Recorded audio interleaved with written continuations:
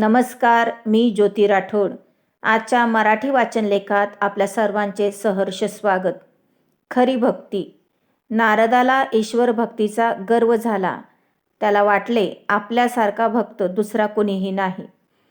हे अंतर्यामी जाणून ईश्वराने त्याला पृथ्वीवर पाठविले. आपल्या एका शेतकरी भक्ताची भेट घेण्यास सांगितले. नारद पृथ्वीवर आला.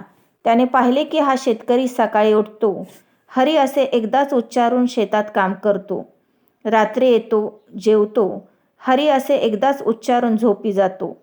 नारद स्वर्गात परतला.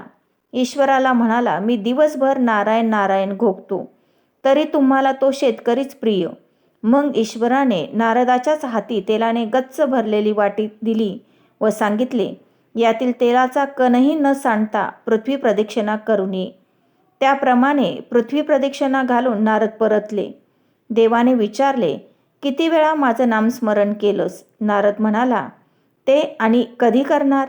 माझं सारं लक्ष वाटेतील तेलाचा थेंब सांडू नये याकडे होते. ईश्वर म्हणाला, दिवसभर कुटुंबाच्या पालनपोषणाची जबाबदारी असल्यामुळे शेतकरी काबाड कष्ट करतो. असे असूनही तो दिवसातून 2दा श्रद्धापूर्वक माझं नामस्मरण करतो. त्याची भक्ती किती श्रेष्ठ असेल. कोणतेही काम किती केले यापेक्षा कसे आणि किती निष्ठेने केले हे महत्त्वाचे.